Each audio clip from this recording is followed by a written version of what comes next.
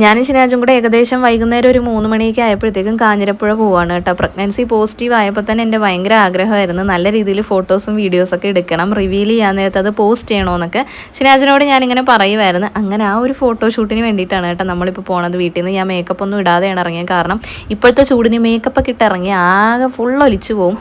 അതുകൊണ്ട് ഇവിടെ എത്തിയിട്ടാണ് കേട്ടോ ഞാൻ മേക്കപ്പൊക്കെ ചെയ്തത്. മേക്കപ്പ് എന്ന് പറയാനൊന്നുമില്ല, ലിപ്സ്റ്റിക്ക് ഇട്ട് കണ്ണു എഴുതി, അത്രേ ഉള്ളൂ. ഈ ഒരു ഡ്രസ്സ് നിങ്ങൾക്ക് എല്ലാവർക്കും ഓർമ്മയുണ്ടാവും, ഞാൻ പെരുന്നാളിനെടുത്ത ഡ്രസ്സാണ് കേട്ടോ. സത്യം പറഞ്ഞാൽ ഈ ഒരു ഷൂട്ടിന് വേണ്ടിയിട്ടാണ് ഈ ഡ്രസ്സ് ഞാൻ എടുത്തത്. അപ്പോൾ പിന്നെ പറയാഞ്ഞത് പറയാൻ പറ്റത്തില്ലല്ലോ. എന്നിട്ട് ഞാൻ വീഡിയോയിൽ പറഞ്ഞിട്ടുണ്ടായിരുന്നു ഈ മാസം ലാസ്റ്റ് ഒരു പരിപാടി ഉണ്ട്, അതിനിടാനാണെന്ന്. ആ പരിപാടിയാണ് ഈ പരിപാടി. ഷിനാജിൻ്റെ ഫ്രണ്ട് തന്നെ കേട്ടോ നമുക്ക് ഫോട്ടോസൊക്കെ എടുത്തു തരുന്നത്. നമ്മൾ എന്താണോ പറഞ്ഞത് അതിലും അടിപൊളിയായിട്ടാണ് ആളെടുത്തതും എഡിറ്റ് ചെയ്തതും എല്ലാം. ഞാനാണെങ്കിലും പിൻട്രസ്റ്റിൽ നിന്നും ഇൻസ്റ്റാഗ്രാമിൽ നിന്നൊക്കെ കുറച്ച് റെഫറൻസ് ഒക്കെ എടുത്ത് വെച്ചിട്ടുണ്ടായിരുന്നു കേട്ടോ. അപ്പോൾ ആ ഒരു മോഡലൊക്കെയാണ് നമ്മൾ എടുത്തിട്ടുണ്ടായിരുന്നത്. സത്യം പറഞ്ഞാൽ എനിക്ക് ഷിനാജിനെ അഭിനയിക്കാൻ പറ്റുന്നില്ല. അഭിനയല്ല, പുള്ളി ഇങ്ങനെ പറയുന്നുണ്ട് ഇങ്ങനെ നല്ലപോലെ ചിരിക്കുക നടക്കുക അങ്ങനെയൊക്കെ പറയുന്നുണ്ട്. പക്ഷേ ഞങ്ങൾക്ക് അങ്ങോട്ട് വരുന്നില്ല. ഞങ്ങൾക്ക് രണ്ടുപേർക്കും ഒരു നാണം പോലെ. ചെറിയൊരു മഴക്കാറുണ്ട്, മഴ പെയ്ത് ഞങ്ങളെ ചതിക്കുവാന്നൊരു പേടി ഉണ്ടായിരുന്നു കേട്ടോ. പക്ഷേ ഞങ്ങൾ ഷൂട്ട് കഴിയുന്നവരെ മഴയൊന്നും പെയ്തില്ല. ഇത് നമ്മുടെ കുറച്ച് സബ്സ്ക്രൈബേഴ്സാണ് കേട്ടോ, ആ ഏരിയയിൽ തന്നെ ഉള്ളവരാണ് കേട്ടോ. അവർ കാറ്റ് കൊള്ളാൻ വേണ്ടിയിട്ട് ഇറങ്ങിയപ്പോഴാണ് ഞങ്ങൾ അൺഎക്സ്പെക്റ്റഡ് ആയിട്ട് കണ്ടത്. അങ്ങനെ വന്ന് കുറച്ച് നേരം സംസാരിച്ചിട്ടൊക്കെയാണ് പോയത്. ഇത് കാഞ്ഞിരപ്പുഴയുടെ ബാക്ക് സൈഡാണ് കേട്ടോ. ഇവിടെ നല്ല അടിപൊളി ഫോട്ടോസും വീഡിയോസൊക്കെ കിട്ടും.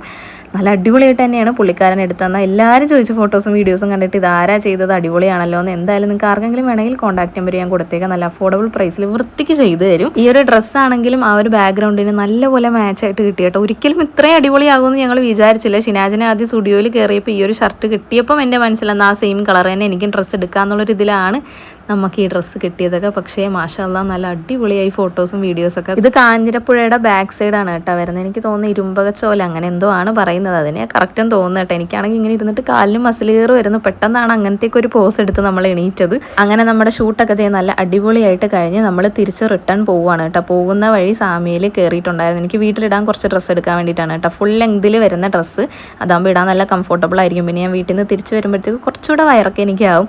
അപ്പോൾ ചിലപ്പോൾ ഡ്രസ്സൊന്നും പറ്റിയില്ലെങ്കിൽ ഓർത്തൊരു സേഫ്റ്റിക്ക് വേണ്ടിയിട്ട് മുൻകരുതലോടെ എടുത്തുകൊണ്ട് പോകുവാണേ.